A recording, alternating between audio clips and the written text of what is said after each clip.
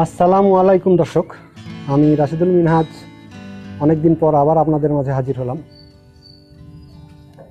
অসুস্থতার কারণে অনেক দিন আপনাদের সামনে আসতে পারিনি, আর অযত্নে অবহেলায় আমার গাছগুলি পড়ে আছে। আজ আমি কয়েকটি গাছের প্রুনিং করব।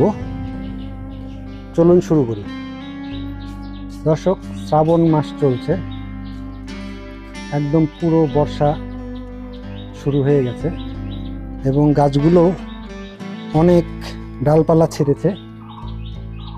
এখানে পোকামাকড় আসতে পারে বিভিন্ন ধরনের, তো আজকে আমরা সেগুলোই প্রুনিং করে দেব। যে গাছগুলোতে ডালপালা অতিরিক্ত বেড়ে গেছে ওগুলোকেই প্রুনিং করব।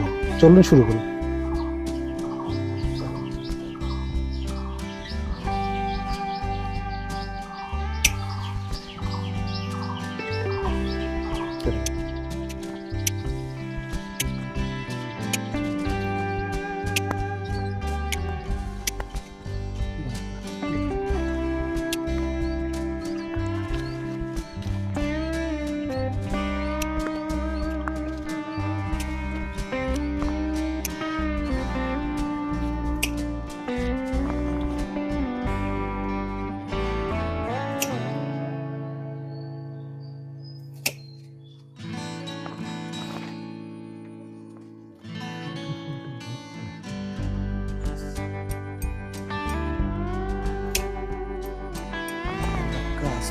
ইনশাআল্লাহ।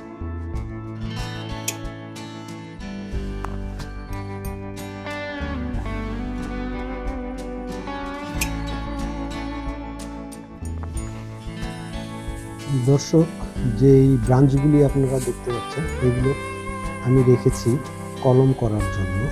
ভিডিও অনেক দীর্ঘ হবে, তাই আজকে দেখাবো না, আগামী ভিডিওতে দেখাবো কীভাবে এগুলো কলম করতে হবে। আর এই অবশিষ্ট ব্রাঞ্চ এবং পাতাগুলি দেখছেন, এগুলো চলে যাবে একটি নির্দিষ্ট জায়গায়।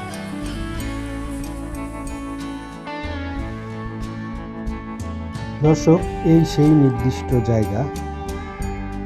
প্রুনিং করার পরে গাছের যে ডালপালা পাতা এগুলো সব এর ভিতরে, আর সামান্য পরিমাণ ইউরিয়া সার দিয়ে রেখে দিই, কম্পোস্ট তৈরি হয়ে যায় এবং এটাই পরবর্তীতে আমি গাছে ব্যবহার করি, টবগুলোতে ব্যবহার করি।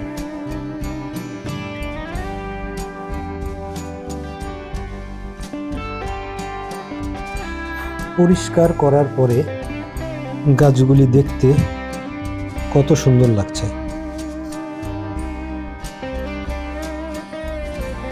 কাটিং করার পরে একটি তেঁতুল গাছ।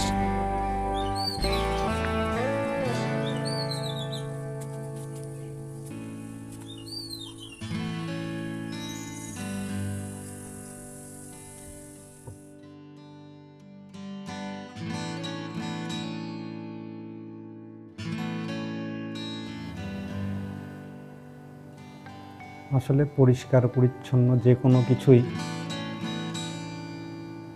দেখতে অনেক সুন্দর লাগে। এটি একটি কদবেল গাছ, এটি ম্যানগ্রোভ,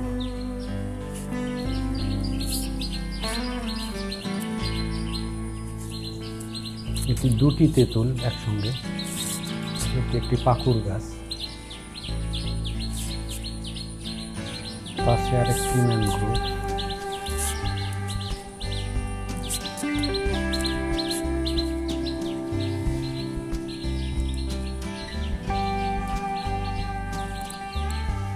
এটি চাইনিজ বট, অসংখ্য রূপ ঝুলে আছে। এটি একটি কামিনী,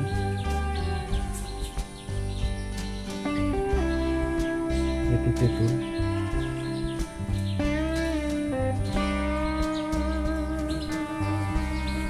এগুলো বিভিন্ন প্রজাতির ক্যাকটাস।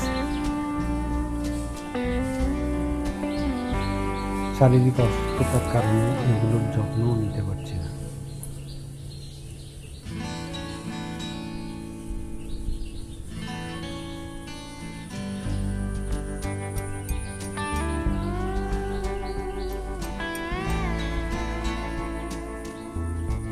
এগুলোর অনেক কপি আমার কাছে আছে, যদি কেউ নিতে চান কমেন্টে যোগাযোগ করবেন।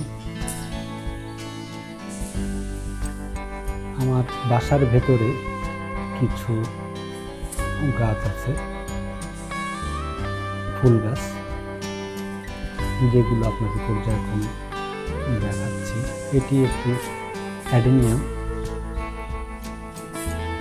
যদিও অ্যাডেনিয়াম বর্ষায় ফুল দেয় না, তারপরেও দুটি কুড়ি এসেছে।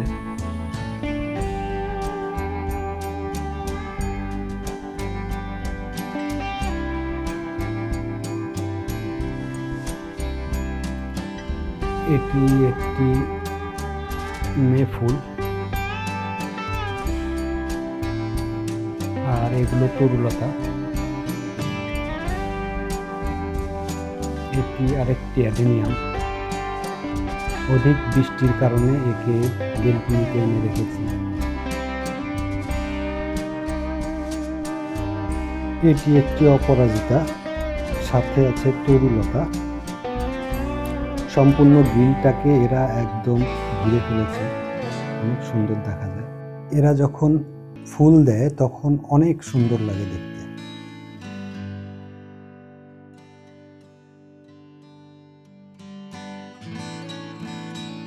এটি একটি ক্যাকটাস জাতীয়, গাছটির নাম এই মুহূর্তে মনে পড়ছে না।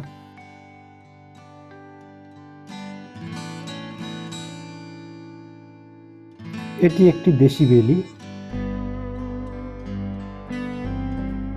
দর্শক, আজ এই পর্যন্তই। অল্প অল্প করে ভিডিওটি অনেক দীর্ঘ হয়ে গেল। সবাই সুস্থ থাকবেন, সুন্দর থাকবেন, সবার জন্য শুভকামনা রইল। আল্লাহ হাফেজ।